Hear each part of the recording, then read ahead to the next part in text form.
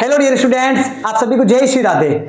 अम्ल क्षारक लवण की आपने क्लास नंबर फर्स्ट पढ़ी है। आज मैं आपको पढ़ाने वाला हूं अम्ल क्षारक लवण की क्लास नंबर सेकंड, जिसमें मैं आपको बताने वाला हूं प्रबल अम्ल एवं प्रबल क्षारक क्या होते हैं। देखो, आपने अम्ल एवं क्षारक के बारे में अच्छे से पढ़ लिया है। आज हमें यह पढ़ना है स्ट्रॉन्ग एसिड क्या है और स्ट्रॉन्ग बेस क्या है, वीक एसिड क्या है और वीक बेस क्या है। उसके बारे में भी तो पढ़ना पड़ेगा। कौन से अम्ल प्रबल होते हैं, कौन से दुर्बल होते हैं, किस पदार्थ में कौन सा अम्ल पाया जाता है, कौन सी पीएच रेंज हमारे लिए इंपॉर्टेंट है, कौन से लवण के सूत्र हमारे लिए इंपॉर्टेंट है। इसलिए मैंने पहली क्लास के रूप में आपको एसिड बेस साल्ट का बेसिक पढ़ा दिया था।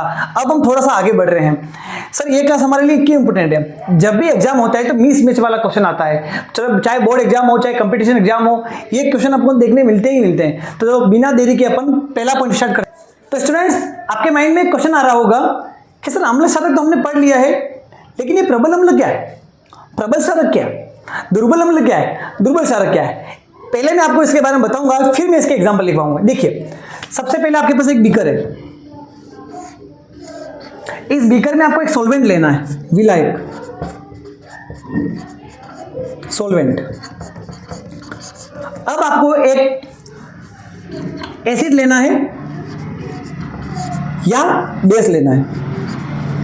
अब ये स्ट्रॉन्ग है, ये कैसे पता चलेगा? ये स्ट्रॉन्ग है या नहीं, ये कैसे पता चलेगा? ये वीक भी तो हो सकता है, ये वीक भी तो हो सकता है। आपको कैसे पता चलेगा? अब देखिए मेरी बात, अगर ये स्ट्रॉन्ग होगा तो ये 100% आयनित हो जाएगा। सर, ये 100% आयनित का मतलब क्या होता है? 100% वियोजित हो जाएगा। देखो, स्ट्रॉन्ग का कॉन्सेप्ट क्या है? स्ट्रॉन्ग का कॉन्सेप्ट ये है, आपने मान लो एसिड लिया H+Cl- 100% अपने आयनों में बदल जाएगा। NaOH भी क्या होगा?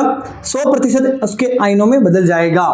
उसके आयन्स बन जाएंगे 100% आयन बनेंगे। उन्हें कहते हैं प्रबल अम्ल और प्रबल क्षारक। अगर आप इसी सॉल्वेंट के अंदर एक ऐसा एसिड या बेस डालेंगे जो 100% आयनित नहीं हो, इसका मतलब उसकी वियोजन की मात्रा 100% से बहुत कम हो, इसका मतलब कह सकते हैं कि वो कैसा है? वीक है। ये होता है स्ट्रॉन्ग एसिड और स्ट्रॉन्ग बेस का कॉन्सेप्ट और वीक एसिड वीक बेस का कॉन्सेप्ट। आपको यहाँ पे इसकी डेफिनेशन पढ़ना इंपॉर्टेंट नहीं है, बस इसके एग्जांपल पढ़ने आपको इंपॉर्टेंट है कि एग्जाम में यही पूछा जाता है कि प्रबल अम्लों के नाम लिखिए एवं दुर्बल क्षारक के और प्रबल क्षारक के नाम लिखिए। इसलिए अपन एग्जाम्पल पे फोकस करते हैं। तो चलिए स्टूडेंट्स, मैं आपको जो प्रबल अम्लों और प्रबल क्षारक लिखवा रहा हूँ, आपको फाइनल वही याद करने हैं। मैं आपको कंपटीशन एग्जाम तक लिखवा रहा हूँ। तो देखिए प्रबल अम्ल कौन कौन से होते हैं। देखो, सामान्य से आपको क्या क्या याद है? देखो, मेरे को बताओ। आपको एक अम्ल याद होगा जिसका नाम है H2SO4, इसका नाम है सल्फ्यूरिक एसिड। आपको एक एसिड का नाम याद होगा HNO3, इसको कहते हैं नाइट्रिक एसिड। आपने लिखा होगा HCl, हाइड्रोक्लोरिक अम्ल। इसके 2-3 और भाई होते हैं। एक होता है HBr, ये क्या है? हाइड्रोजन क्लोराइड, तो ये है हाइड्रोजन ब्रोमाइड। एक होता है HI, इसका नाम है हाइड्रोजन आयोडाइड। देखो, ये तीनों तो एक जैसे हो गए। ये दोनों आपको पहले से याद है। आपके कितने लिख दिए? 5 लिख दिए। अब मैं आपको एक और बताता हूं, छठा HClO4 पर क्लोरिक अम्ल। ये जितने एसिड मैंने आपको लिखवाए हैं ये प्रबल अम्ल होते हैं। 1 2 3 4 5 6। एक और है, वो आपको अलग से याद करना पड़ेगा, इसलिए मैं नीचे लिख रहा हूं। उसका नाम है पिक्रिक अम्ल, पिक्रिक अम्ल। तो सर, टोटल हमने कितने स्ट्रॉन्ग एसिड नाम याद किए? 7। तो आज की क्लास में हमने पढ़ा स्ट्रॉन्ग एसिड हमको कितने याद हो गए? 7 हो गए। आपको ये हमेशा के लिए याद करना है, ये स्ट्रॉन्ग एसिड है। चलो, अब मैं बात करता हूं स्ट्रॉन्ग बेस कौन कौन से। आपको कौन कौन से बेस याद है? देखो, सबसे पहले लिखो आप NaOH। सर, ये हमें पहले से पता है। इसका भाई लिखो KOH। 2 तो आपको पहले से याद है। अब आप लिखो LiOH। एक लिखो आप RbOH, एक लिखो आप CSOH और एक आप और लिखो BaOH का हाल ट्वाइस। 1 2 3 4 5 6, ये 6 आपके क्या हो गए? स्ट्रॉन्ग बेस हो गए। सर, इनका नाम क्या है? Sodium hydroxide, potassium hydroxide, lithium hydroxide, rubidium hydroxide, caesium hydroxide, barium hydroxide. तो ये थे बेटा, ये थे स्टूडेंट्स स्ट्रॉन्ग एसिड और स्ट्रॉन्ग बेस। आप इसका स्क्रीनशॉट कर लीजिए।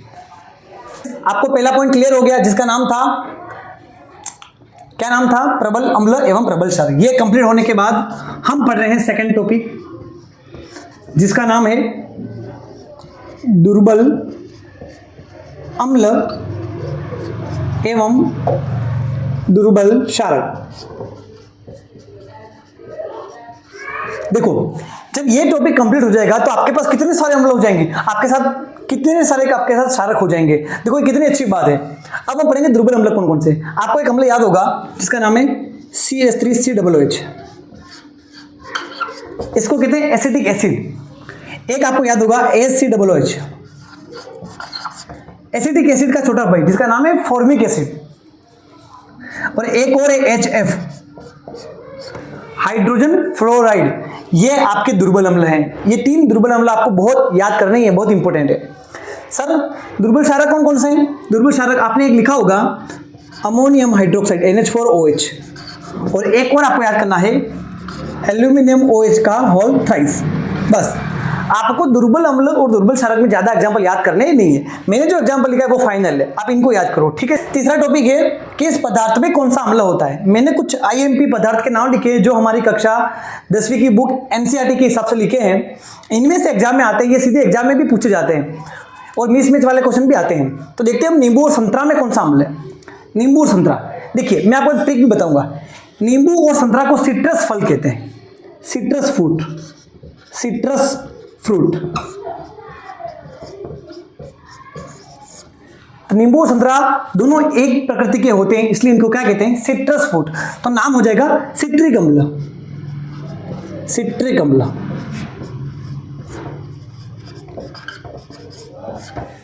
याद करके करने का तरीका, एक मिनट, इसको सही व्यवस्थित लिख देते हैं। सिट्रिक अम्ल। तो आपको 2 के अम्ल याद हो गए। टमाटर, टमाटर में कौन सा अम्ल पाया जाता है? देखो मैं आपको बताता हूं, टमाटर का नाम, टमाटर में जो अम्ल नाम है उसका नाम है ऑक्जेलिक अम्ल, ऑक्जेलिक अम्ल, ठीक है। इमली, इमली खाने में बहुत खट्टी होती है, बहुत खट्टी होती है, तो इसका इमली में है टार्टरिक अम्ल, टार्टरिक, टार्टरिक अम्ल। और दही का अम्ल तो फेमस है, मोस्ट IMP। दही में कौन सा अम्ल होता है? लैक्टोबैसिलस जीवाणु के कारण होता है लैक्टिक एसिड, लैक्टिक अम्ल। सिरका भी फेमस है, जो हम अचार बनाते हैं, सिरका में होता है एसिटिक एसिड, एसिटिक अम्ल। चींटी का डंक, आपने देखा होगा चींटी आपको हाथ पे काटती होगी तो आपको बहुत जलन सी महसूस होती होगी, उसमें भी एसिड होता है। कौन सा एसिड होता है? और एक है नेटल का डंक। सर नेटल क्या है? नेटल एक जंगली पादप का नाम है, अगर वो आपको लग जाए तो आपको जलन महसूस होती है। तो इन दोनों में सेम अम्ल होता है जिसका नाम है मेथेनोइक अम्ल, मेथेनोइक अम्ल। और सामान्य भाषा में इस अम्ल को फार्मिक अम्ल भी कहते हैं। तो स्टूडेंट्स ये थी आपकी स्मैश करने वाली सारणी। तो इस सारणी को आपको याद होना ही चाहिए। हमारे अगले पॉइंट का नाम है IMP pH रेंज टेबल। इसमें मैं जो भी आपको pH लिखवा रहा हूं वो बहुत ही इंपॉर्टेंट होने वाले हैं, कि सीधे एग्जाम में पूछे जाते हैं, फिल इन द ब्लैंक्स में पूछे जाते हैं, MCQ में पूछे जाते हैं और मिस मैच में भी पूछा जाता है। जठर रस का pH क्या होता है? सबसे पहले हमें यह पता करना है कि जठर रस क्या है। जब हम भोजन करते हैं तो भोजन आमाशय में जाता है, स्टमक में जाता है, तो जहां पे वो जो रस पाया जाता है उसे कहते हैं जठर रस, जिसका pH होता है लगभग 8.2।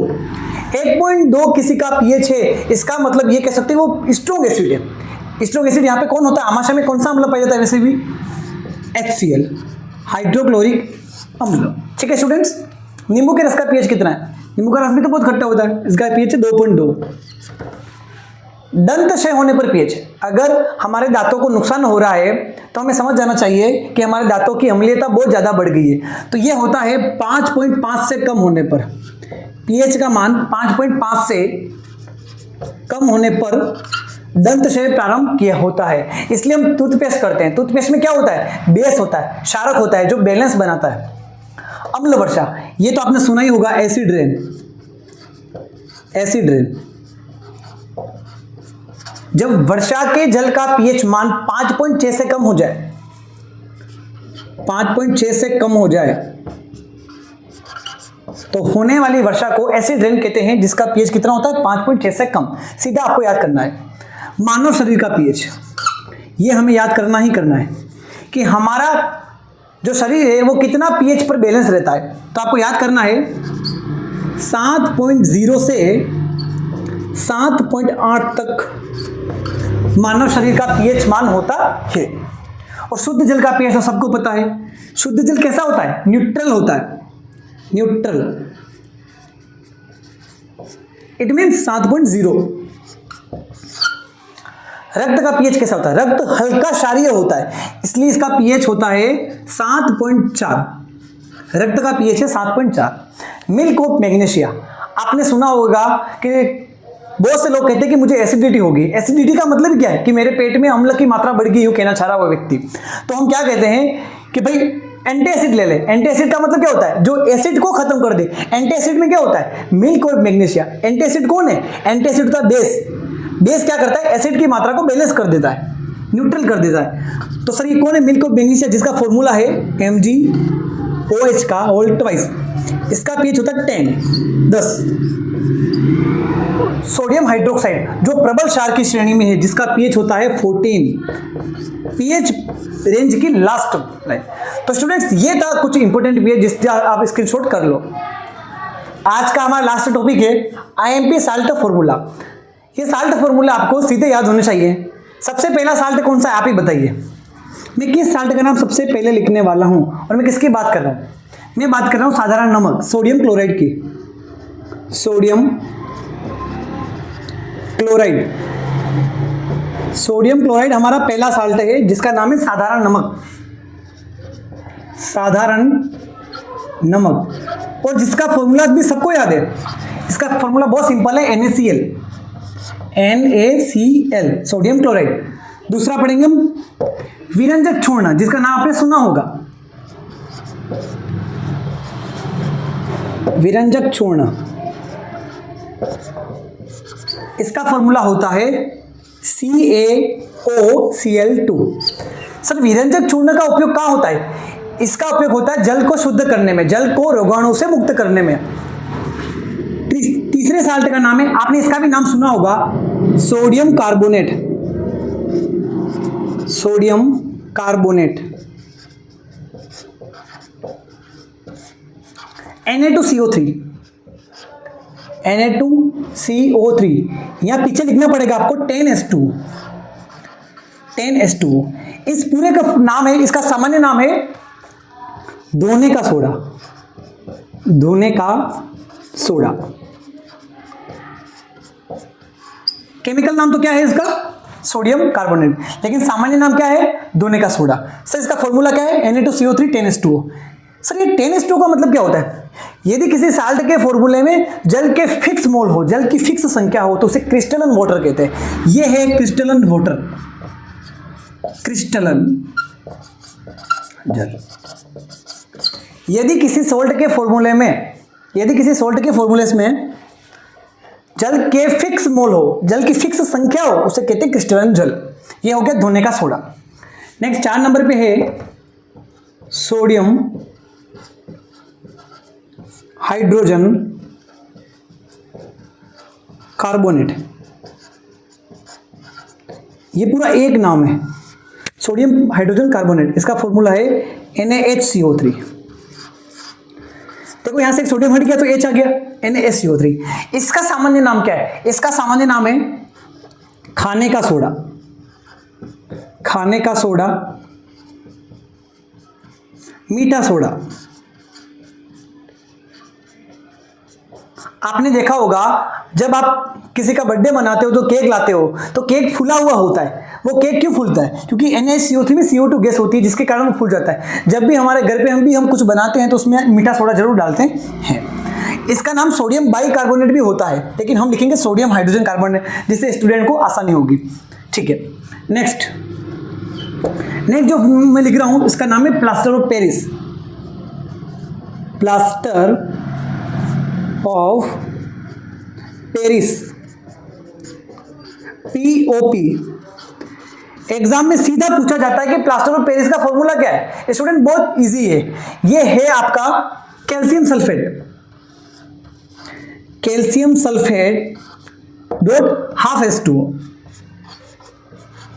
अगर आपको ये लिखा हुआ मिल गया तो आप कह सकते हो कि ये प्लास्टर ऑफ पेरिस पीओपी का फॉर्मूला है, कैल्शियम सल्फेट एंड इसको क्या कहते हैं, हाफ H2O, मतलब आधा जल का अणु है। जिप्सम, प्लास्टर ऑफ पेरिस का उपयोग कहाँ होता है, हड्डियों को जोड़ने में प्लास्टर ऑफ पेरिस का उपयोग करते हैं।